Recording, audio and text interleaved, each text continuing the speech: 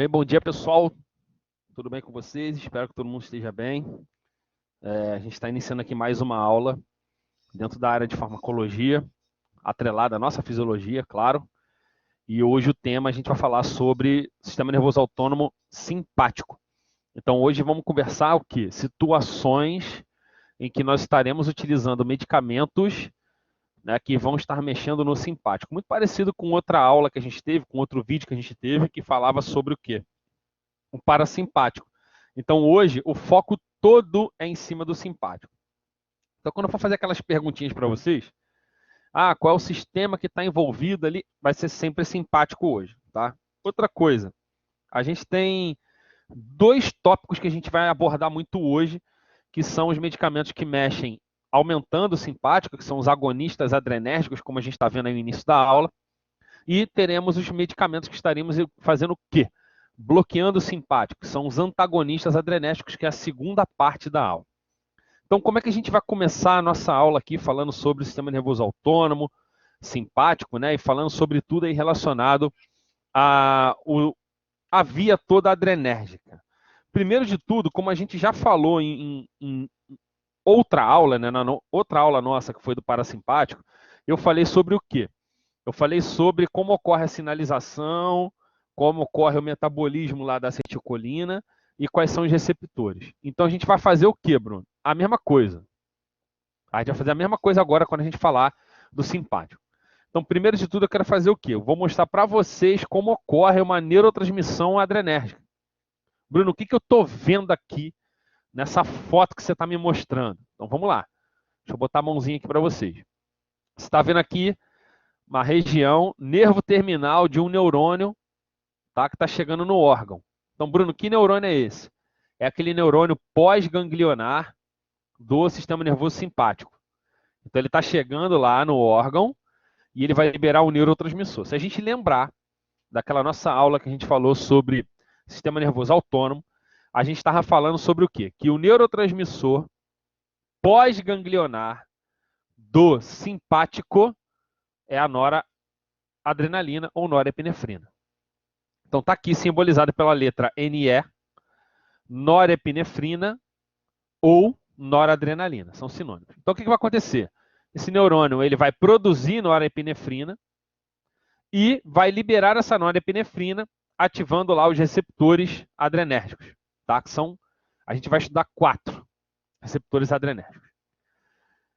O que essa norepinefrina faz? Ela vai lá e ativa eles. Então a norepinefrina ela é um agonista endógeno, ou seja, é uma molécula que o nosso corpo produz para poder estar fazendo o quê? Para poder estar ativando toda a resposta, para poder estar ativando toda a nossa função simpática naquele órgão. Lembra? Teve uma figura que eu mostrei para vocês, que ela é uma figura que está desenhada um corpo humano, aí tem umas linhas que são vermelhas e azuis, que falava da atividade simpática e parasimpática. Então, o que a gente vai conversar agora? A gente vai conversar agora de toda a atividade simpática. Então, naquela figurinha, seria tudo que está de vermelho sendo mediado pela norepinefrina. E aí vai ser mediado via o quê? Via os receptores adrenérgicos que a gente vai ver já já agora na frente. O que é importante a gente entender aqui agora? O que eu vou falar para vocês agora vai servir para disciplinas lá na frente para vocês, tá? Então, uma vez que eu libero essa norepinefrina aqui e ela vai ativar esses receptores, eu vou estar comandando a atividade simpática no meu corpo. Porém, existem algumas situações que eu quero ampliar, que eu quero aumentar, que eu quero intensificar a atividade simpática. Bruno, me dá um exemplo. Seguinte, vamos lá. Bruno, eu vou fazer uma atividade física. Eu quero correr. Tudo bem. Só que para você correr, você precisa de mais oxigênio, você precisa de mais fluxo sanguíneo, você precisa de mais energia nos órgãos para eles funcionarem mais, porque você está fazendo uma atividade física e está aumentando o esforço, né, do seu corpo. Por onde chega o oxigênio? Então, você respira ele, você tira do ar e coloca no sangue. Então você está me dizendo que quando eu estiver fazendo uma atividade física, uma atividade simpática, eu vou ter que aumentar a chegada de oxigênio? Sim. E aí o que você faz para aumentar a quantidade de oxigênio que chega? Faz broncodilatação. É atividade simpática. Outra coisa, vai chegar nos teus órgãos, né, nos teus tecidos, no músculo, por exemplo, vai ter que chegar mais oxigênio e mais nutriente. Por onde que chega mais oxigênio e nutriente? Através do sangue. Então, você vai ter que aumentar o fluxo sanguíneo no órgão. Então, a gente vai estar fazendo... Olha quantas coisas a gente faz ao mesmo tempo. Você broncodilata, aumenta a respiração, aumenta o aporte de oxigênio, você aumenta o batimento cardíaco. Para que você aumenta o batimento cardíaco? Para chegar mais sangue no músculo, no tecido. E junto com esse sangue vai chegar o quê? Oxigênio, nutriente. Você vai manter aquele músculo, aquele tecido viável. E aquele tecido que está viável, o que vai acontecer? É um tecido que estava precisando, né, vamos dizer assim, de oxigênio e nutriente. E agora, por você aumentar a atividade simpática, está chegando. Bruno, aumentei o batimento cardíaco como? Vamos lá. Você tinha aqui uma determinada quantidade de norepinefrina sendo liberada normalmente e ativando os receptores. O que eu faço para aumentar o batimento cardíaco? Você aumenta a liberação de norepinefrina. Então, você libera mais norepinefrina para ativar mais os receptores adrenérgicos. Mas você aumenta a quantidade de norepinefrina mais do que o normal. Mais do que o normal. Por quê? A quantidade basal que você estava liberando de norepinefrina estava mantendo a atividade simpática do seu organismo normal. Lembra, a gente tem órgãos que recebem simpático e parasimpático e o controle da atividade daquele órgão é equilíbrio entre os dois. Então, para aumentar a atividade mais de um sistema, eu tenho que liberar mais neurotransmissor. E nesse caso aqui, a gente está liberando mais norepinefrina. Onde? Na fenda sináptica. E o que isso vai acarretar, Bruno? Quando você libera mais norepinefrina, todos esses receptores aqui, ó, que vão estar no órgão ou aqui no nosso próprio neurônio, eles vão ser mais ativados. Por quê? A norepinefrina ela é um agonista endógeno. Então, quando eu quero aumentar a atividade simpática, eu libero mais norepinefrina do que o normal para aumentar essa atividade simpática. Aí vem a pergunta, que foi a mesma que eu fiz para vocês lá quando eu falei do parasimpático. Se eu liberei, preste atenção na pergunta, uma quantidade excessiva de norepinefrina na fenda sináptica para aumentar a atividade simpática, o que eu deveria fazer com essa quantidade de norepinefrina para diminuir a ativação simpática? Eu deveria aumentar mais essa quantidade de norepinefrina ou eu deveria diminuir essa quantidade de norepinefrina? Responde aí para mim no chat, por favor. Quando a gente vê isso, né, essa quantidade excessiva de norepinefrina sendo liberada, a gente tem que pensar o seguinte, o normal era uma quantidade menor do que está sendo liberado. Então, para poder controlar, cessar, diminuir, voltar ao normal, aquela quantidade que foi liberada de maneira excessiva, eu vou ter que fazer o que com ela? Sumir com essa quantidade excessiva e voltar com a quantidade normal. Então, eu tenho que fazer o que para diminuir a amplificação da atividade do simpático e ele voltar ao normal? Eu tenho que diminuir a quantidade de neurotransmissor. Então, essa quantidade aqui grande de norepinefrina que eu aumentei aqui, eu vou ter que fazer o quê? Diminuir, voltando a níveis basais, a níveis normais. Bruno, tudo bem, entendi que você tem que diminuir a norepinefrina para poder voltar ao normal. Por quê? Quando eu paro de correr, imediatamente, quando eu boto a mão ao peito, ou eu paro para prestar atenção, o meu batimento cardíaco ele continua o quê? Aumentado. Por que ele continua aumentado? Porque eu liberei uma quantidade muito grande de norepinefrina e ela ainda está aqui, ativando os receptores. Então, o que eu posso fazer para diminuir aquela quantidade de norepinefrina que está sendo liberada na fenda sináptica quando eu não quero mais utilizar o simpático de maneira excessiva? A gente tem 3 coisas que a gente pode estar fazendo. Primeira coisa, assim como a gente viu lá no parasimpático, a gente tem uma enzima que degrada a norepinefrina. O nome dela é CONT, catecol, o nome dela, né? Catecol O-metiltransferase. Catecol O-metiltransferase. O que ela faz? Ela degrada uma parte importante da norepinefrina, tirando a atividade dela. Então, seria uma maneira de se eu tenho uma quantidade excessiva de norepinefrina passando pela CONT, eu faço o quê? Eu degrado. Degradação, né? Uma degradação da CONT, da norepinefrina. Então, estaria degradando a norepinefrina através da enzima e a nossa quantidade excessiva de norepinefrina ela estaria reduzida. Isso seria uma coisa, tá? E a conta está aqui na fenda sináptica. A segunda coisa, que vai ser importante para a partezinha mais lá no final da aula, é se eu tenho uma quantidade excessiva, né, vamos voltar aqui com a quantidade excessiva para vocês lembrarem do que a gente está falando. Quantidade excessiva de norepinefrina aqui na fenda sináptica, além da conte degradar e reduzir essa quantidade aqui, eu posso pegar esse excesso de norepinefrina, olha aqui a setinha para a direita, ó, e jogar de novo dentro do neurônio. Qual é a consequência de eu pegar ela da fenda e jogar dentro do neurônio? A quantidade na fenda diminui, tá bom? Então existe um transportador, um recaptador de norepinefrina. Ele recapta junto, ó, sódio e norepinefrina. Então, qual é a função desse transportador, desse recaptador? Ele pega o excesso que estava aqui e coloca dentro do neurônio. Por que ele faz isso? Para diminuir a quantidade que está na fenda sináptica e reduzir a atividade do simpático. Uma vez que essa norepinefrina volta para dentro do neurônio, ela tem que ser degradada. Ela tem que ser destruída. Quem faz isso? Se vocês olharem aqui, tem uma sigla de azul, que é o nome da enzima que faz essa degradação dentro do neurônio. Dentro do neurônio, a gente tem a enzima chamada MAO. O que é a enzima MAO? Monoamino oxidase. Então, essa enzima faz o quê? Ela faz uma alteração estrutural na nossa norepinefrina, que já voltou para dentro do neurônio, e lá dentro ela é degradada. E aí ó, fica aquele ali, DOP-GAL, né, que é um metabólito, né, após a atividade da monoamino-oxidase. Bruno, tudo isso para quê? Eu liberei uma quantidade excessiva e agora eu tenho que reduzir essa quantidade excessiva com essa segunda maneira aqui, que é através da recaptação e degradação dentro do nosso neurônio com a enzima monoamino-oxidase. E fora do neurônio, quem degrada? A CONT, catecol ou metiltransferase. Bruno, você falou que são 3 maneiras, você só me descreveu 2. Qual é a terceira maneira para a gente poder estar fazendo essa redução da quantidade de norepinefrina? E eu vou apresentar a vocês o primeiro receptor do simpático, que é o receptor adrenérgico alfa-2. Bruno, onde que está o receptor adrenérgico alfa-2? Ele está aqui, ó. É esse receptor que está aqui com esse quadrado vermelho na esquerda.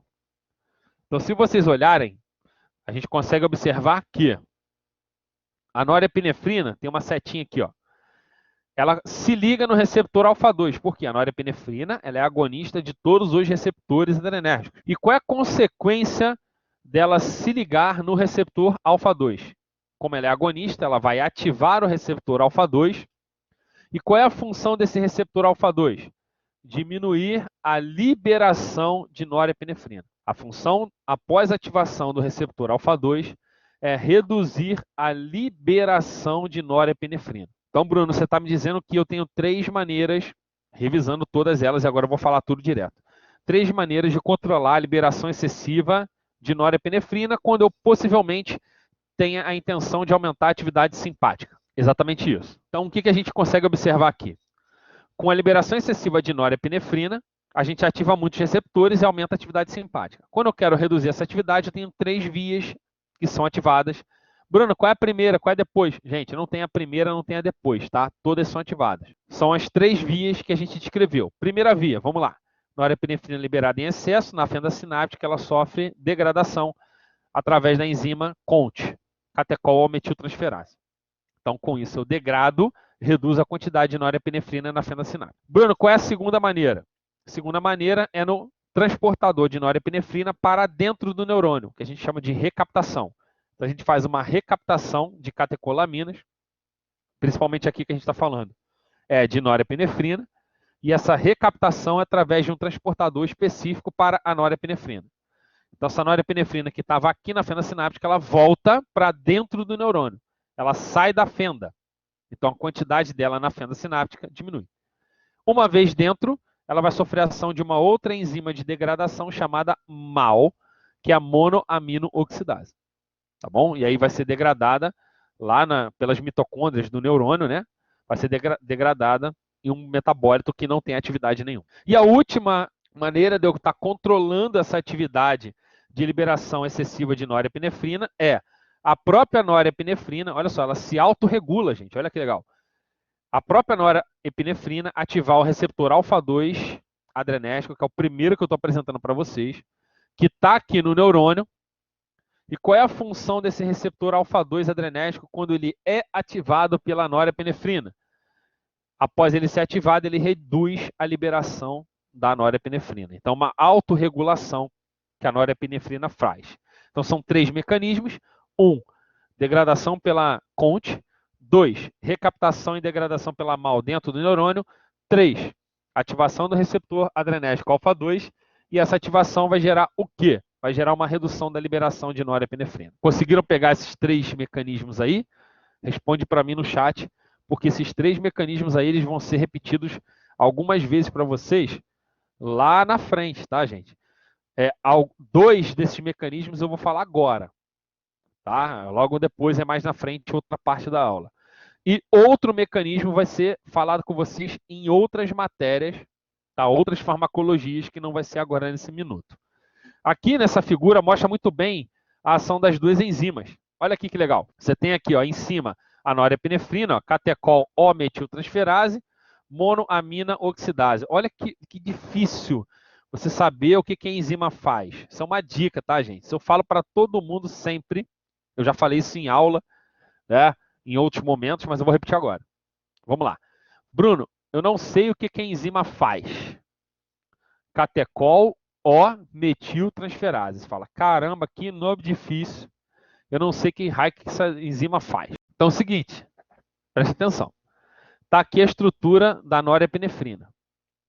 Então, a catecol O-metiltransferase transforma a norepinefrina nesse produto aqui, ó, normetanefrina. Se você olhar, a única diferença que você tem é aqui, ó, é nessa regiãozinha aqui. Bruno, mas eu não sei qual é o produto. O que vai acontecer com a minha norepinefrina? Lê o nome da enzima. Só que você vai ler o nome da enzima de trás para frente. O que é ler o nome da enzima de trás para frente? Você começa lendo no final e vai até o início. Então, para você entender o que a catecol O-metiltransferase faz, você lê ela de trás para frente. Olha que legal. Transfere um metil para o oxigênio do catecol. Transfere, transferase. Um metil. Metila, você sabe o que é. No oxigênio, O. Olha aqui, O do catecol. Vamos lá, transferir você sabe, metil você sabe, oxigênio você sabe. Catecol, talvez você não saiba. É a única parte difícil, que a gente tem aqui para entender a enzima. Aí só que eu vou mostrar para vocês. O que é o catecol? O catecol é essa estrutura aqui, ó. Esse anel aromático com 2 hidroxilas consecutivas, uma do lado da outra. Isso é um catecol. Então agora ficou fácil entender o que a enzima faz, ó.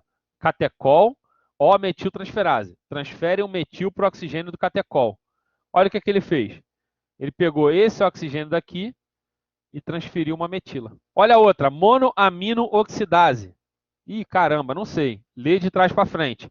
Oxida uma amina. Uma vez. Isso aí.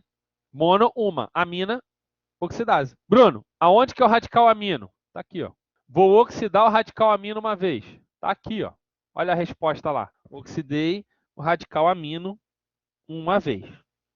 Então, toda vez que vocês virem uma enzima, não fiquem com medo. Leiam ela de trás para frente, que vocês vão entender qual é a reação química que acontece nesta atividade enzimática que a gente está conversando. Tá bom? Então, tá aqui as transformações. Olha aqui, ó, Dopgal, que não tem atividade, normetanefrina, que também não tem atividade. São 2 metabólitos, a gente tem vários outros. Tá? Até ter o ácido vanilil mandélico, que é eliminado na urina. Mas, Bruno, você falou que existem os receptores adrenérgicos, não é isso? Correto. Quais são eles? Então, a gente vai falar de 4 que a gente tem muita atividade no controle, né, de toda a resposta simpática que a gente vai ter no nosso órgão. Então, vamos lá. A gente tem esses 4 aqui que a gente vai estar estudando, que são os receptores alfa e os receptores beta. Quem são eles, Bruno? A gente tem alfa 1, alfa 2, beta 1, beta... O alfa 2 eu já apresentei para vocês, né? Eu apresentei qual atividade, ó. Ele está no neurônio, ó. diminuindo a liberação de noradrenalina, norepinefrina. Isso eu já respondi para vocês. Na verdade, isso aqui a gente já viu. Então a gente tem ó, alfa 1, alfa 2, beta 1, beta 2. Vai seguir, gente, olha só, para vocês verem como é que vocês já estão pegando o caminho das pedras. O que a gente conversou lá na outra aula vai servir aqui. Se você souber qual é o receptor, qual é o órgão que ele está e o que ele faz, você sabe escolher qual medicamento você vai mexer aonde. Então, o que a gente tem aqui? Receptor alfa 1, alfa 2, beta 1, beta 2. Aonde que está esses receptores aí em determinados órgãos? Está aqui, ó. O alfa 1 ele está onde? Vasos periféricos, glândula salivar, músculo da íris e músculo eretor de pelo, para levantar o pelo. Tá? Lembrando que o simpático inerva até a pele, parasimpático não. Então aqui, ó, o que o alfa 1 faz nos vasos periféricos? Tá aqui, ó, vasoconstrição. O que o alfa 1 faz na glândula salivar? Não deixa ela contrair. Então você não libera saliva, xerostomia, boca seca. O que o alfa 1 faz no músculo da íris? Ó, midríase, dilatação da pupila. E por aí vai as atividades do alfa 1. Beta 1, olha aqui, ó, coração. Já falamos o que o simpático faz no coração. Inotropismo, ó, positivo. Cronotropismo, inotropismo, força de contração. Cronotropismo, frequência cardíaca. Então, eu aumento a força de contração e eu aumento a frequência cardíaca. Consequentemente, eu tenho elevação da pressão arterial. Olha aqui, ó, no trato gastrointestinal, reduz motilidade. Aparelho justaglomerular lá no rim, libera a secreção, né? Aumenta a secreção de renina. E tá aí as atividades, algumas atividades do beta 1. Alfa 2, aqui, ó, atividade pré-sináptica, reduzindo a liberação de noradrenalina. Sistema nervoso central, diminui a atividade elétrica dos neurônios. No pâncreas, diminui a liberação de insulina. Plaqueta, induz a agregação plaquetária.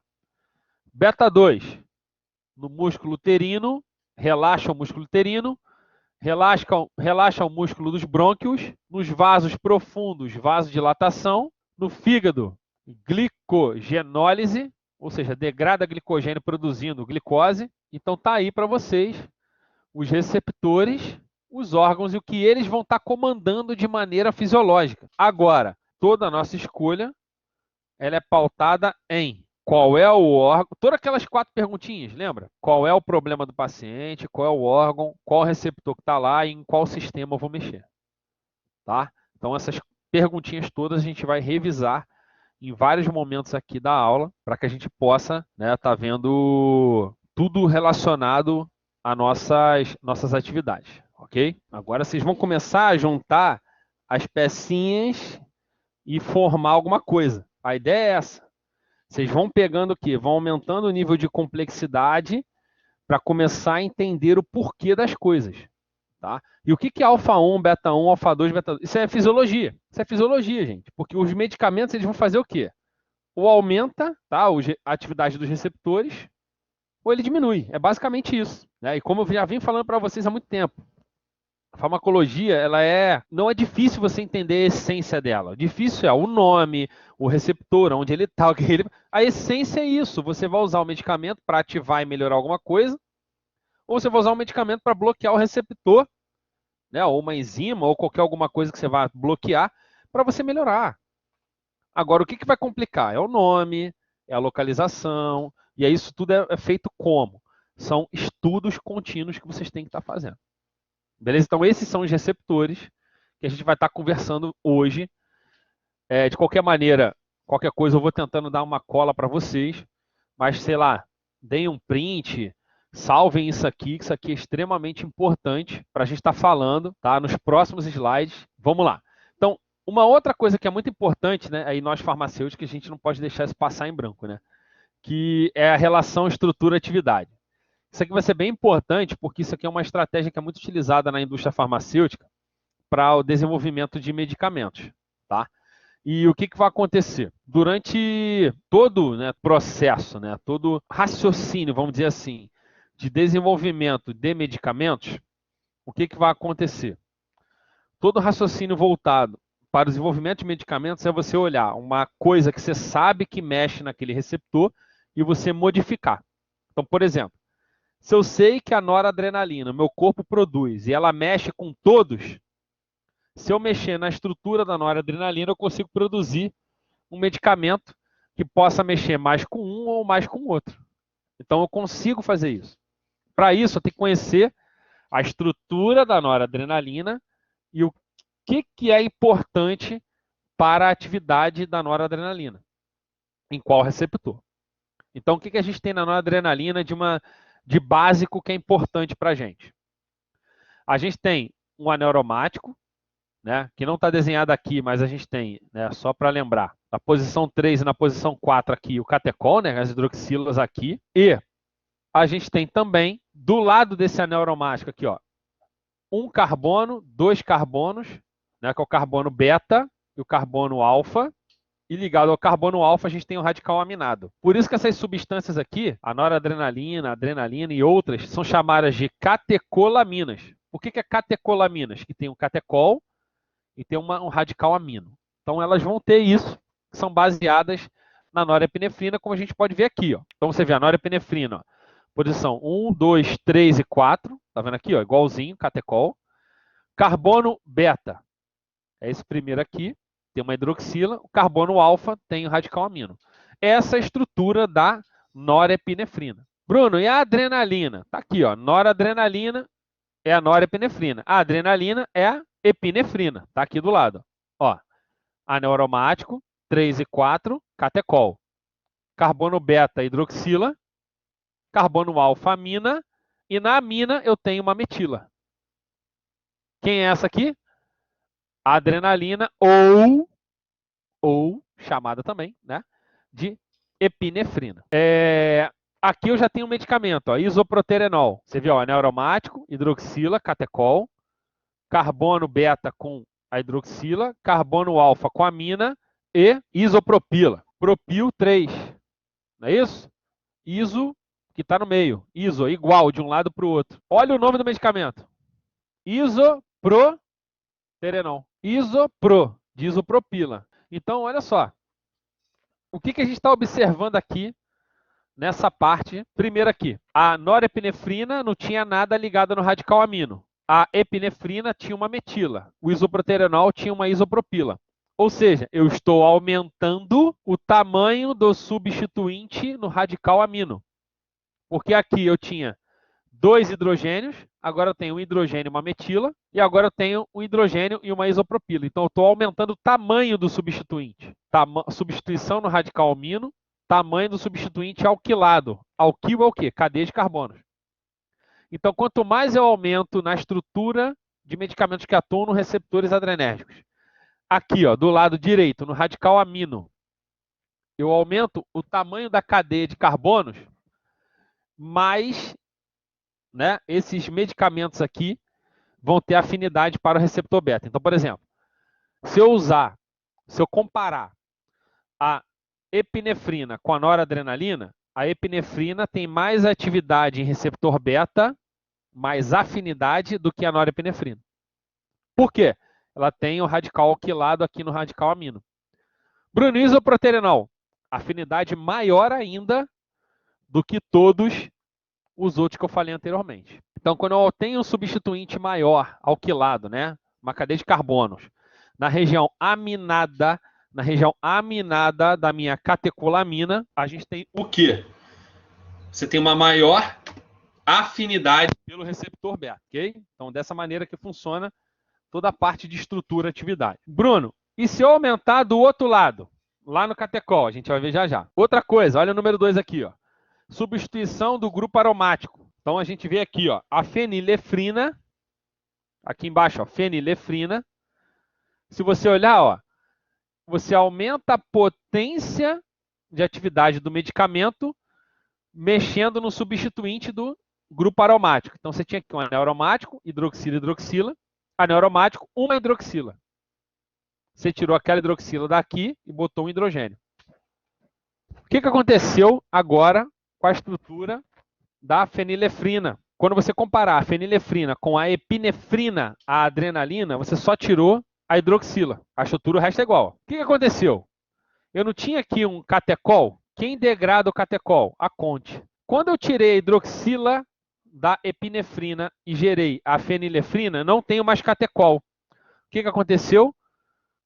O fármaco ficou protegido da conte. Porque a conte ela não consegue chegar ali, porque não tem catecol. Então, se eu fizer qualquer substituição no anel aromático, descaracterizando o catecol, eu tiro a atividade da conte. Ou seja, meu fármaco ele dura mais tempo. Vamos lá para o próximo. E alterações lá para o lado direito. A gente viu que no radical amino a gente tem alguma coisa. E ativação e alterações para o lado esquerdo, no catecol. Não está desenhado aqui, mas vamos utilizar. Se eu começar a colocar coisas maiores aqui, desse lado, deixo a amina normal, tá? Não mexo nada. Eu começar a colocar radicais grandes do lado esquerdo no catecol, eu tiro a atividade no receptor beta e desloco a atividade para o receptor alfa. Então vamos lá. É o inverso do que a gente viu aqui. Ó. Se eu começar a substituir no radical aminado, eu aumento o efeito por beta. Então aumentei aqui no radical amino, o efeito por beta aumenta. Se eu começar a aumentar aqui do lado esquerdo e manter o radical aminado normal, eu mexer aqui. Quando eu mexer aqui, eu desloco a atividade de beta para alfa. Se eu fizer qualquer substituinte, aumentar ou mexer ou intervir no radical aminado, aumenta a afinidade por beta. Se eu fizer qualquer substituinte, interferindo aí na atividade, no nosso radical catecol, o que vai acontecer? A gente vai ter um aumento da afinidade por receptores alfa. E uma outra coisa, lembra da MAL? Eu posso proteger da MAL também. Como, Bruno? Olha aqui, ó. Lembra que a MAL era a nossa amina livre? Deixa eu só voltar para vocês entenderem. Ó, se você olhar aqui, ó, norepinefrina, CHNH2, tá? Carbono alfa e uma amina livre. Então a MAL ela pode fazer o quê? Ela pode vir aqui, ó, e clivar essa ligação, tá? Tirar o aminado e colocar o oxigênio. Olha aqui também, livre. Olha aqui também. Está menos livre, mas está livre. Você não tem nada impedindo aqui no carbono alfa. Bruno, o que eu faço para impedir a atividade da MAL?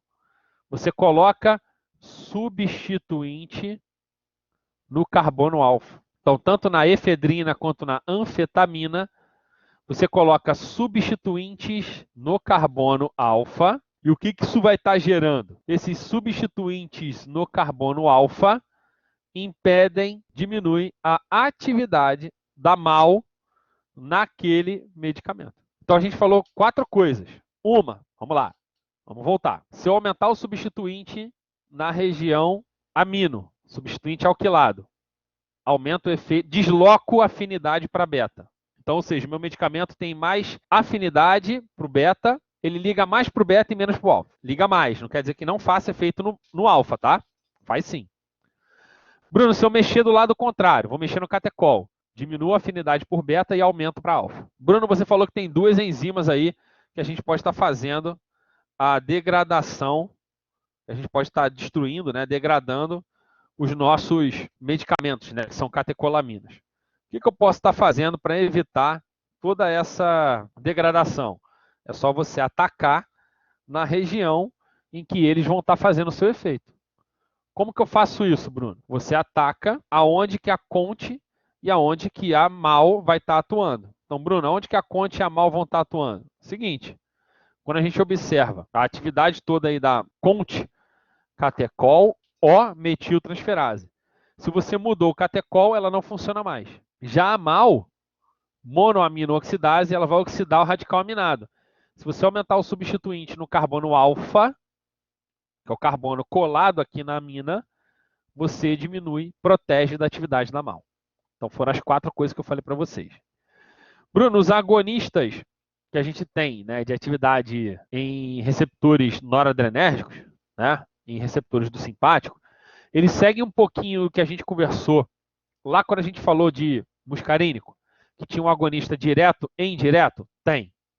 Tá? A gente tem aqui o agonista direto e o indireto. Então a gente vai falar primeiro dos diretos e depois a gente vai falar do indireto. O que é um agonista direto? Agonista direto, tá lá o meu receptor, Meu agonista direto, né? Vamos desenhar aqui, ó. Agonista direto, ele faz o quê? Ele vai lá direto no meu receptor. Bruno, e o agonista indireto? O agonista indireto, ele faz alguma coisa, essa alguma coisa vai desencadear o quê?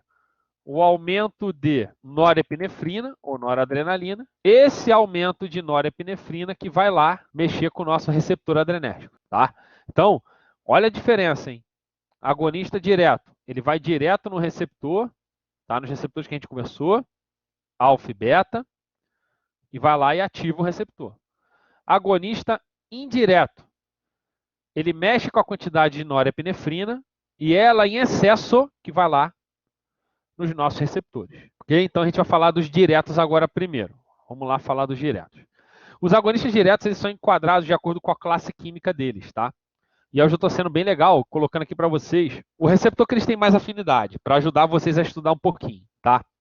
Então vamos lá, as catecolaminas. Então o que é uma catecolaminas? Tem um catecol e tem a mina na estrutura. Todos têm que ter. Tem um rápido início de ação, breve duração, não podem ser dados por via oral. Por quê, Bruno? Porque vão ser degradados. Então todas as catecolaminas são venosas. Isso é importante. E outra coisa muito importante, não chegam no cérebro. Não ultrapassam a barreira hematoencefálica. Não chega lá no sistema nervoso central. O que isso quer dizer, Bruno? O efeito ele é todo periférico. Isso é bom? Excelente. Então vamos lá ver quais são eles. Está aqui os nomes. Ó, adrenalina ou epinefrina, tá? Esse barra aqui quer dizer o quê? Sinônimo. Quais são os receptores que eles vão estar atuando? Todos. Aí eu botei de negrita aqui, ó, que é o quê? Mais afinidade para o beta. Por quê, Bruno? Estou aumentando o substituinte lá na região do amino. Noradrenalina, norepinefrina. Todos. Um pouquinho mais de afinidade para alfa. Um pouquinho mais, tá? Mas é todos. Ah, Bruno, então isso quer dizer que esses dois caras aqui são não seletivos? Exatamente. Lembra do termo não seletivo? Que ele não escolhe? Então tá aqui, ó. Tanto a adrenalina quanto a noradrenalina são não seletivos. Tem uma pequena afinidade, mas são não seletivos. Bruno, e o isoproterenol? Só tá beta aí. Quer dizer que ele é uma catecolamina seletivo. Seletivo para beta. Okay? Então a gente tem aqui seletivo e não seletivo para beta.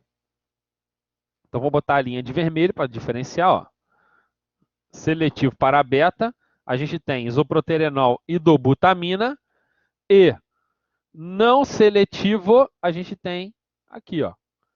Adrenalina, noradrenalina e dopamina são não seletivos. Conseguiram entender isso? E tá aqui, gente. Já botei a cola para vocês. Olha que professor legal. Qual é o receptor que eles vão ter mais atividade ou não? Tá? Professor, Oi. a dopamina, aí ele tá falando tem um no finalzinho ali, um D. O que é esse D? Vou falar. A gente está aprendendo, né? Até agora, né? Temos receptores muscarínico, adrenérgico. A gente não tem só esses receptores. O que é esse D no final? É um outro tipo de receptor, que é um receptor de dopamina. Vocês vão ver que, com o passar das aulas, a gente vai começar a ter outros receptores, outros alvos moleculares que os medicamentos e as substâncias vão estar atuando. Tá? Então, não é só adrenérgico e muscarínico. Tem muitos outros receptores que a gente vai estar modulando toda a atividade, né, do nosso organismo de uma maneira em geral. Tá? O D eu botei só para ilustrar, porque é exatamente isso que eu ia falar. Eu ia falar para vocês que existem outros, mas não é o foco da nossa aula. Hoje, para a gente, são os alfa e o beta. Beleza? Vamos seguir. Por que eles têm essa diferença? É isso aqui, ó. Eu tenho um aumento do radical R2. Se você ver, ó, isoproterenol, grande. Dobutamina, grande. O efeito deles em beta, olha aqui, ó.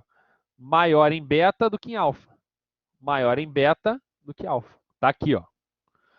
Aqui, ó, o radical pequenininho. Norepinefrina, ó, norepinefrina. Igual em alfa e beta, mais em beta 1, menos em beta 2. Epinefrina, perdão. Epinefrina. Alfa 1 e alfa 2 igual, beta 1, beta 2. Não seletiva, todo mundo. Tá? Então, a estrutura, a atividade que a gente estava conversando. Bruno, para que eu uso esses medicamentos? Vamos lá. Eles são agonistas adrenérgicos. Quais são os mais utilizados clinicamente aí que a gente está vendo? Eles são mais utilizados para essas condições que eu estou mostrando para vocês aí. Ó. Presta atenção. E aí a gente vai lembrar dos receptores. Ó. Agonistas beta-adrenérgicos que são muito utilizados na clínica, tá? Para efeito beta. A gente tem muito para ser efeito beta. Isoproterenol e dobutamina, que são não seletivos. Não seletivos dentro, deixa eu especificar, né? Tá aqui, ó, dentro do beta, tá? Eles são seletivos beta, são agonistas beta, mas dentro do beta não tem tanta seletividade. A dobutamina tem um pouquinho mais, é mais seletiva para o beta 1, tá bom? Beleza. Quais são os efeitos farmacológicos? Ó, reduz ou iguala a resistência vascular periférica. Bruno, o que é isso? Resistência vascular periférica é você interferir no fluxo sanguíneo no músculo, no rim e no intestino. Tá? Por que eles diminuem a resistência vascular? Resistência vascular é o vaso. Por que eu reduzo? O vaso ele tem um tamanho. Tá? No vaso, eu tenho receptores beta 2. Que quando eu ativo os beta 2, o que acontece com o vaso? Vaso dilata. Vaso dilata. Então, eu tenho aqui o receptor beta 2, e quando eu ativo ele com os agonistas, o que acontece com o meu vaso? Meu vaso, ele vasodilata. Bruno, o que é reduzir a resistência vascular periférica? A gente tem um fluxo sanguíneo que corre aqui dentro. E aí eu sempre gosto de usar um exemplo para os alunos que ajuda bastante, né, ao pessoal entender isso. Todo mundo aqui tem na sua casa, né, caixa d'água. E algumas pessoas têm em casa, né, na caixa d'água lá, o que a gente chama de ladrão. O que é o ladrão? Quando a gente liga lá a bomba, né, para encher a caixa d'água, ou de alguma maneira a água enche, né, automaticamente a caixa d'água, o que acontece? A caixa d'água cheia, ela tem que acusar que está cheia, senão ela vai transbordar e molhar teu telhado todo, tua laje toda e infiltrar. Então o que geralmente as pessoas fazem? Lá na parte de cima da caixa d'água, elas colocam o quê? Colocam um cano, a gente chama de ladrão, para acusar o quê? Uma vez que está saindo água por cima da caixa d'água, ou seja, no cano, quer dizer que a caixa d'água está cheia. Tá? Mas vamos pensar no calibre do tamanho do cano, do ladrão. Quando eu tenho um cano fininho, quando eu tenho um cano fino e enche a caixa d'água, essa água, ela cai aonde? Ela cai longe. Então, ó, se eu tenho aqui, ó, por exemplo, um cano fino, quando eu começo a encher de água esse cano, a água vai cair aonde? Lá na frente. Por quê? O tamanho do cano é pequeno e eu estou empurrando muita água. Então o cano ele tem uma resistência alta que aumenta, vamos dizer assim, a pressão da água que sai. Porém, quando eu pego se eu boto um tubo maior, o que acontece quando ele enche de água? A água cai aqui. Por quê? O tubo ele é maior, ele não enche tudo de água, então o tubo ele não tem tanta resistência ao volume de água, então ele não ejeta, não sai desse tubo a água com uma pressão. Então a água cai aqui. O que esse tubo quer representar, Bruno? Vamos voltar ao que a gente estava falando. O tubo representa o nosso vaso sanguíneo, que quando eu ativo o beta 2, é essa situação aqui. Ó. Quando eu não ativo o beta 2, é essa situação aqui. O meu vaso ele tem um tamanho e tem uma resistência. Quando eu ativo o receptor beta 2, o que vai acontecer? Essa resistência ela é reduzida. Por quê? O meu vaso ele dilata. Entenderam? Responde aí no chat, por favor. Olha a segunda atividade. Aumenta o débito cardíaco. Isso aqui fica fácil, né? Por quê? Lá no coração a gente tem o receptor ó, beta 1. A gente já veio falando. E o que o beta 1 faz no coração? Aumenta o batimento, aumenta a frequência. Aqui, ó. Inotropismo aumenta a força, aumenta a frequência. Palpitação, taquicardia, arritmia, aumento de pressão arterial. Relaxamento no músculo liso brônquico. O que eu tenho lá no músculo liso? Que eu mostrei para vocês. Ó. Vou pegar daqui, ó. Beta 2. Então, tenho lá no músculo liso, Beta 2. Ah, Bruno, não lembro. Tá aqui, ó. Ó, miométrio, músculo liso. Brônquico, músculo liso, ok? Tá aqui. O que que faz, ó? Relaxa, dilata, relaxa. Vasos profundos, ó. Dilata. Olha o betão que a gente conversou, ó. Coração, aumenta aqui, ó, frequência cardíaca.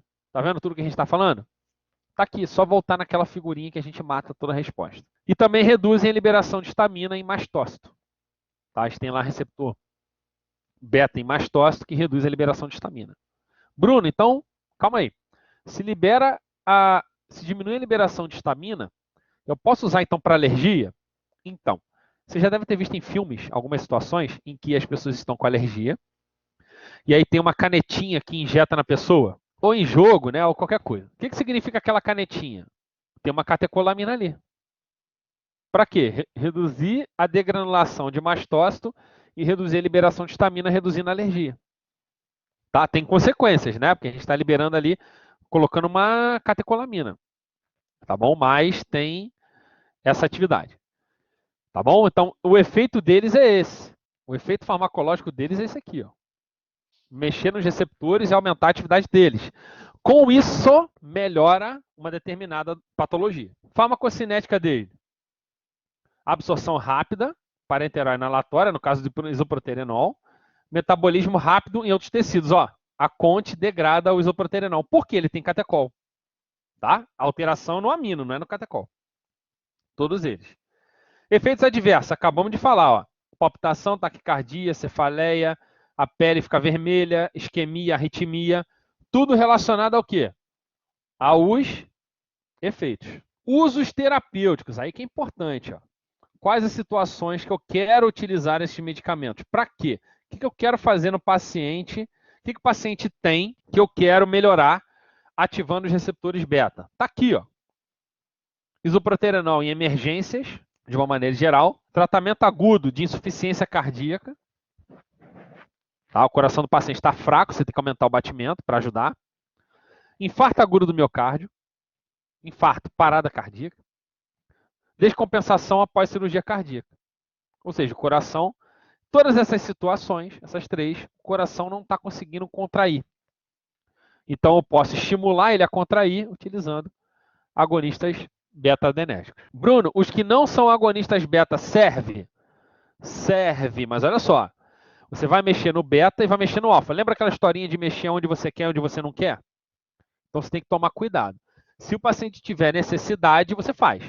Se ele não tiver necessidade, tenta usar um medicamento que é seletivo para o que a gente está esperando, para o que a gente está querendo fazer. Ok? A gente tem os não catecolaminas, ainda estamos falando de ação direta, tá, gente? Ainda são o de ação direta. Os não catecolaminas, eles são divididos em fármacos que são agonistas alfa e agonistas beta. Aqui a gente tem uma seletividade maior, tá bom? Então, vamos lá. Não catecolamina. O que isso quer dizer, Bruno? Que eles não têm aquela estrutura pré-determinada de catecol e amina. Tá? Tem alguma coisa parecida, mas não tem muito, né, assim, pronunciada. Alguns até têm, por exemplo, a fenilefrina tem, mas outros não têm. Vamos lá. Não catecolamina. Rápido e lento início de ação, então varia de um para o outro. Duração moderada a longa, isso é importante num esquema terapêutico prolongado. Pode ser dado por via oral, né, já facilita o tratamento, mas ó, chega no sistema nervoso central. Eles podem ser não catecolamina de ação direta, indireta ou mista. Tá? Aqui já tem três que são indiretos aqui. Então tá aqui, ó. Ação direta são os que atuam em alfa 1. Indireta são os que atuam em alfa 2. Então já está aqui a cola. Ó. Direta é o que atua em alfa 1. Indireta são os que atuam em alfa 2. Por que indireta é o que atua em alfa 2? Porque o alfa 2 ele vai estar fazendo o quê? A função do alfa 2.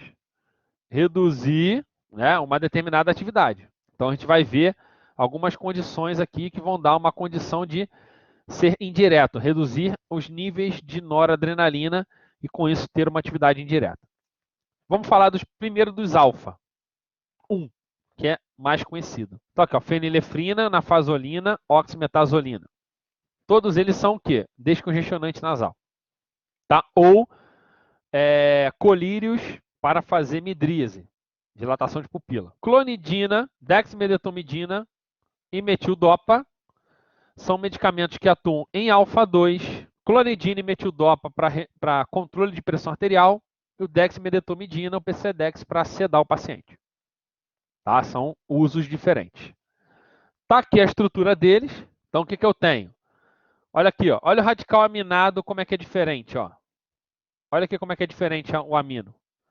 E aí, nesse R, a gente tem isso aqui, ó. Ou isso, ou isso, ou isso, ou isso. Ou seja, cadê catecol aqui na região R? Não tem.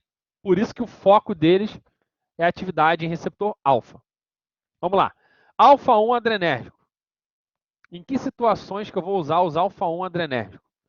Efeito vasoconstrição periférica, que é um efeito dose dependente. Com doses altas eu posso ter o aumento da pressão arterial, tá? E bradicardia sinusal ativando o meu nervo vago. Bloqueio de receptor beta em alta concentração. Vamos lá. Só voltar para vocês entenderem essa última parte que eu acabei de falar, tá? Eles são mais seletivos para alfa. Eu não falei em nenhum momento que eles são específicos para alfa. Então, pela estrutura deles, eles têm uma certa seletividade pelo receptor alfa, mas em doses altas pode fazer atividade em beta. Vamos lá, uso clínico. Hipotensão, no caso da metoxamina, descongestionante nasal, né, no caso da fenilefrina, no caso da oxametazolina, no caso da anafazolina, tá? E midriático em soluções oftalmológicas, quando a gente quer fazer nosso examezinho em fundo de olho, tá bom? Como assim, Bruno, descongestionante nasal? Vamos pensar aqui. Eu, por exemplo, estou congestionado agora. Por quê? Esse tempo aí faz calor, faz sol, calor e frio, e eu fico congestionado. O que, que acontece? Lá nos meus seios nasais, os vasos de lá, porque o ar está frio, os vasos vão dilatar. Todo mundo faz isso, tá? Então, além de dilatar os vasos, você produz muito muco. O que, que isso faz? Se você está dilatando e produzindo muco, congestiona. Congestionar quer dizer o quê? Não entra ar. Menor suprimento de oxigênio. Entra menos ar.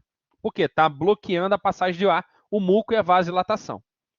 Aí, nesse momento, você vai lá e compra um descongestionante. Aí, quando você utiliza o descongestionante nasal, no nariz, o que, que tem na formulação do descongestionante? Na fazolina. O que, que ela faz? Ela vai lá naquele vaso que está dilatado e contrai ele. Por quê? No vaso periférico eu tenho receptor, vamos lembrar, alfa 1. O que, que o receptor alfa 1 faz no vaso? Vasoconstrição. Está aqui, mostrando na figura. Na fazolina, lá no alfa 1, vasoconstrição. Quando você acaba de colocar o descongestionante nasal, na hora você sente aquele alívio. Não é verdade? E o que, que acontece também? Após você colocar o descongestionante nasal, ele ser, né, vamos dizer assim, vasoconstritor daquela região, na solução dele também tem o quê? Cloreto de sódio. Não é verdade? Por exemplo, rinossoro, só tem cloreto de sódio. Aí quando você pega já outra formulação, ele vai ter cloreto de sódio e nafazolina, o Sorine, por exemplo. Por que, que eu tenho cloreto de sódio? Lembra que eu falei para vocês? Eu produzo muco, eu preciso lavar esse muco. Como que eu lavo o muco? Com cloreto de sódio. E como eu diminuo a congestão? Que a congestão é o muco e a vasodilatação. O muco eu lavo com soro e a vasodilatação eu uso a nafazolina. Aí o que, que vai acontecer? Eu vou fazer vasoconstrição, deu aquela aliviada, removi o muco, vai tirar aquela sensação que teu nariz está gigante, na verdade. Quem tem sinusite, rinite, sabe o que, que é. E depois que passar um pouco o efeito do medicamento, volta ao normal. Se você continuar no ambiente frio, você vai voltar para onde? Para congestão. E aí você vai ter que usar o medicamento de novo para voltar ao normal. E aí muita gente fala assim, Bruno, vicia. Não é que vicia. É que você usa de maneira incessante, né, em grande quantidade de vezes, que o seu corpo vai ficando tolerante ao efeito do medicamento. E o que isso acarreta? Vai chegar uma vez que você vai colocar lá uma gota, 2 gotas de nafasolina, e você não vai conseguir passar, né, para a vasoconstrição. Aí você vai ter que usar o quê? 3, 4 gotas. A pessoa dá jato. Vou dar aquele jato maneiro para descer bastante. Você só vai deglutir. Porque quando você dá um jato, desce logo, você sente logo aqui no esôfago descendo. O efeito não é no esôfago, gente. O efeito é na narina. Então, você colocar a quantidade pré-determinada, 1, 2 gotas, já está mais do que suficiente, e esperar a eficácia do fármaco. Tá? Mas aí, esse seria a explicação do efeito descongestionante nasal. Os outros que a gente falou, que são os agonistas alfa-2 adrenérgicos, a gente tem a clonidina metildopa, né, que são os mais utilizados para o quê? Tratamento de hipertensão. A dexmedetomidina, que eu falei para vocês depois, ele é um sedativo, tá? Que é o Precedex, muito utilizado no hospital para sedar o paciente, tá bom? Mas o uso mesmo clínico que a gente tem, que a gente consegue ver fora do ambiente hospitalar, a gente tem a clonidina e a metildopa, até porque a dexmedetomidina ela é injetável, tá bom? A clonidina é a tensina, né? Tem bastante uso até em emergência cardiológica, tá bom? Efeitos farmacológicos, olha lá, nos vasos, vasoconstrição, em seguida faz uma vasodilatação, por via oral faz vasodilatação, no coração, redução da frequência cardíaca. Uso clínico, hipertensão essencial. E aí o que eles vão fazer, né? Só revisando aqui, ó, presta atenção. São agonistas alfa-2. O que é ser agonista alfa-2? Quando eu ativo o alfa-2, eu, só lembrando, reduzo, vou botar a seta até grande, ó, reduzo a liberação de norepinefrina. Então, um efeito indireto, né, gente? Reduzindo norepinefrina, você reduz todas as atividades nos receptores alfa e beta. É um efeito direto, vamos dizer assim, na verdade ele não é um efeito indireto. Ele é um efeito direto no receptor, né? Desculpa, é um efeito direto no receptor com uma consequência indireta. Né? Você ativa lá os receptores alfa-2 e com isso vai gerar o quê? Uma redução de norepinefrina e nos outros receptores o efeito é indireto. Então, usos clínicos, está tudo aí, ó, tudo relacionado à pressão arterial. Tá? Os mais utilizados é isso aí. Hipertensão, hipotensão em paciente com insuficiência autonômica, redução de calores na menopausa, síndrome de abstinência, diarreia em paciente com neuropatia autonômica, anestesia, isso aqui já caiu mais em desuso, mas a anestesia a gente só tem, né, não tem esses, mas o dexmedetomidina. Tá? Na verdade, o uso dele não é nem em anestesia, né?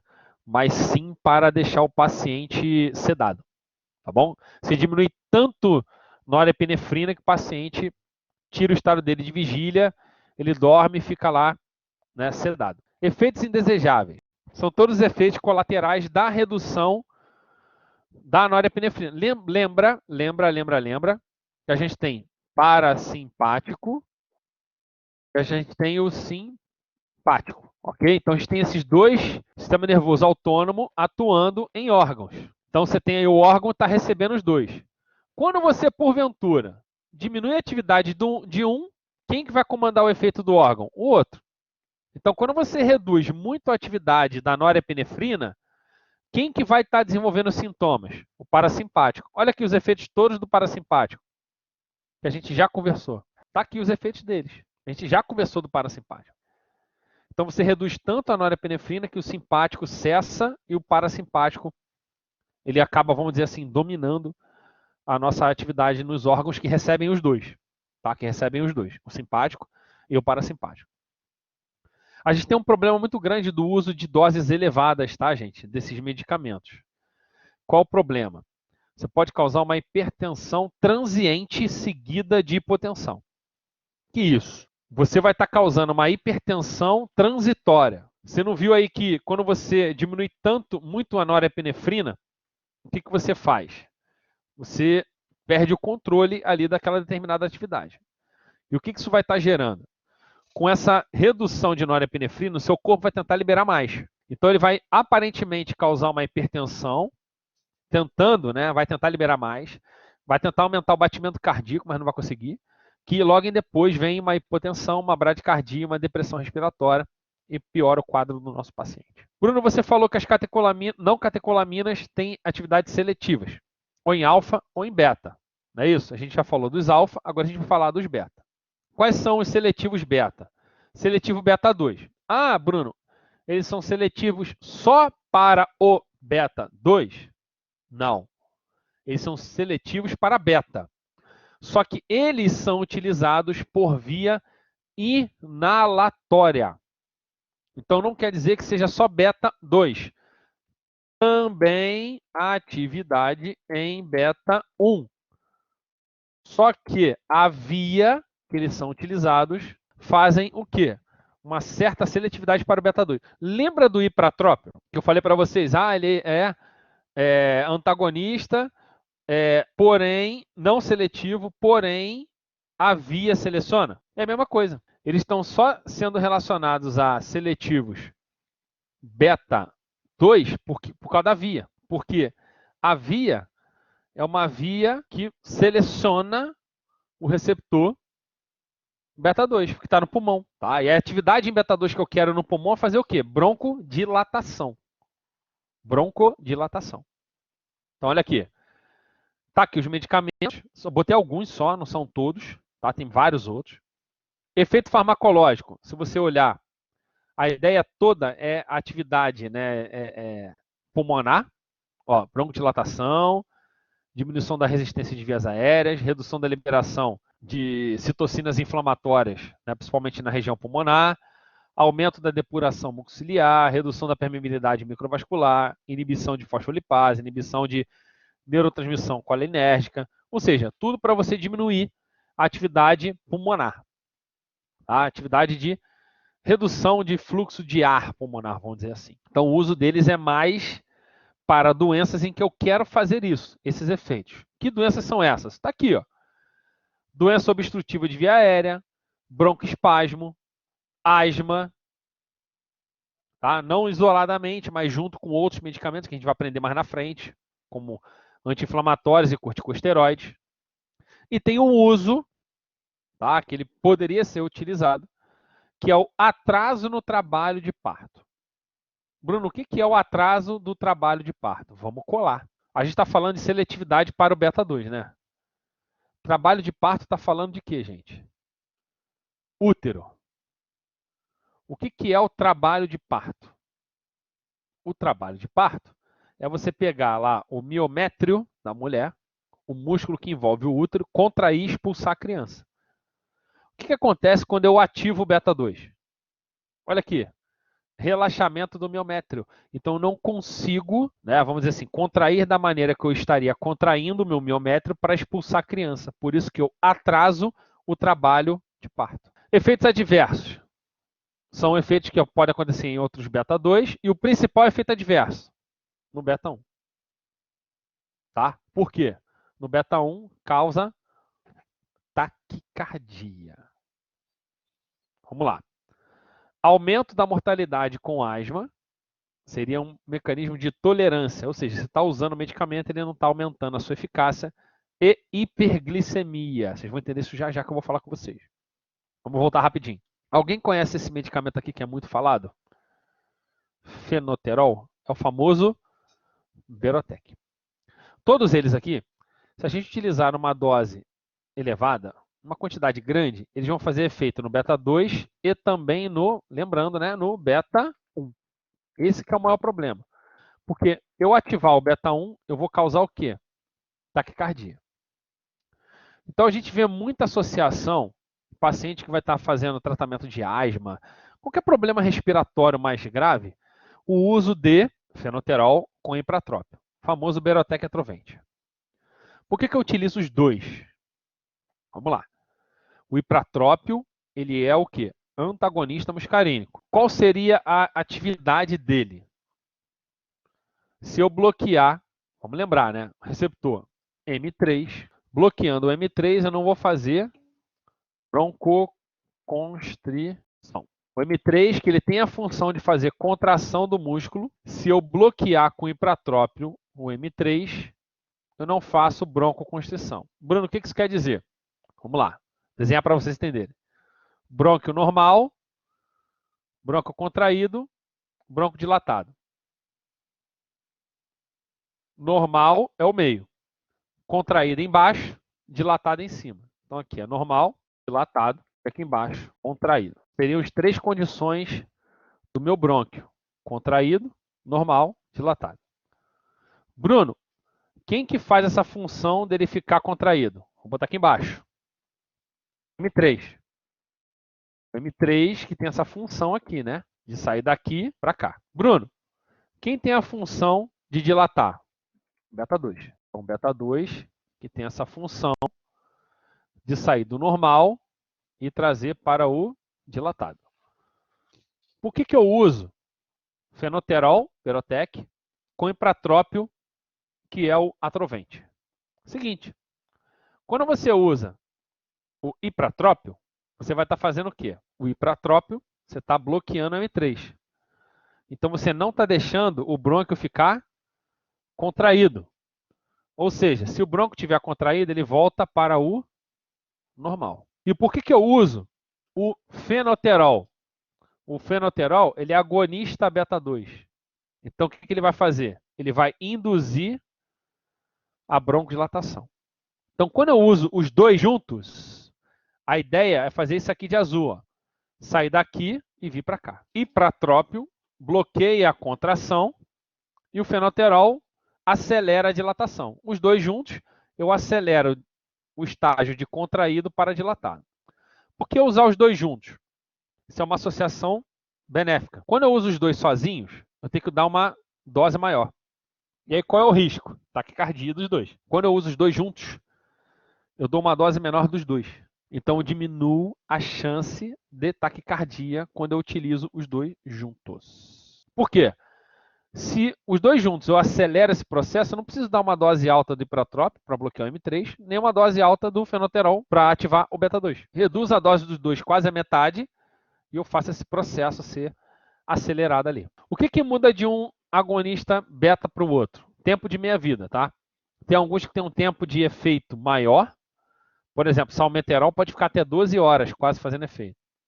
Coisa que o metaproterenol fica quase 5. E a terbutalina fica lá umas 3 horas, 4 horas fazendo efeito de broncodilatação. Vamos lá. Reações adversas dos agonistas adrenérgicos. São várias. Arritmia, já falamos. Hiperatividade, tremores, náusea e insônia. Por que eu estou relatando isso aqui? Porque é o seguinte. Todos esses medicamentos que a gente falou, eles teriam uma ação, vamos dizer assim, direto no receptor. Eles estariam se ligando direto no receptor. O que a gente vai falar agora?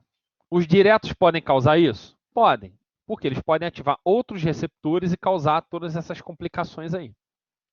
Eu vou falar agora de uma classe de medicamentos que são os indiretos. Então, o que seriam os indiretos? Estariam aumentando a quantidade de norepinefrina e essa quantidade aumentada estaria gerando o quê? O aumento da atividade adrenérgica. Então, quem são eles? Está aqui, ó. As anfetaminas, cocaína e a efedrina é uma exceção, porque a efedrina é mista. Tá? Vou explicar primeiro a anfetamina e a cocaína. Tá bom? Anfetamina, hoje, são medicamentos utilizados como inibidores de apetite. Qual é a função da minha anfetamina? A anfetamina e a cocaína, que é uma droga de abuso. Lembra daquele transportador? Daquele recaptador? Que fazia aquele excesso de norepinefrina voltar? E aí diminuía a quantidade dela na fenda? Então, a cocaína e a anfetamina vão bloquear o retorno dessa norepinefrina. Então, elas vão interferir na recaptação de norepinefrina. Como? Não vai deixar a norepinefrina ser recaptada. E olha que a quantidade dela. A quantidade de norepinefrina na fenda sináptica aumenta. Então, é um efeito indireto. Por isso que as pessoas que são usuárias de cocaína ou utilizam medicamentos inibidores de apetite, aumenta tanto a norepinefrina que sente isso aqui tudo. Ó. Por que perde apetite? Dá náusea. Dá náusea. E aí a pessoa sente o quê? Fica agitada, com arritmia, tem insônia, tem tremor. Quem já utilizou inibidor de apetite sabe, gente. Eu posso estar causando isso aí tudo. Além de reduzir o apetite. A mesma coisa acontece com o usuário de cocaína. Bruno, efedrina. Ele é de ação mista. O que é de ação mista? A efedrina pode vir aqui no transportador e a efedrina pode ir direto no receptor. Então, por isso que a efedrina, olha só, tem um montão de uso. Ó. Asma, descongestionante, para subir a pressão arterial, tudo, mesmos usos. A gente está falando de agonistas. Só que ela pode fazer o efeito direto e ela pode fazer o efeito indireto. Tá bom? Com isso a gente fecha os agonistas adrenérgicos. Catecolaminas está aqui e não catecolaminas aqui. Qual o receptor que tem mais afinidade e qual o uso terapêutico. Aquele resuminho maneiro para vocês, falando sobre os fármacos agonistas adrenérgicos. Espero que vocês tenham gostado.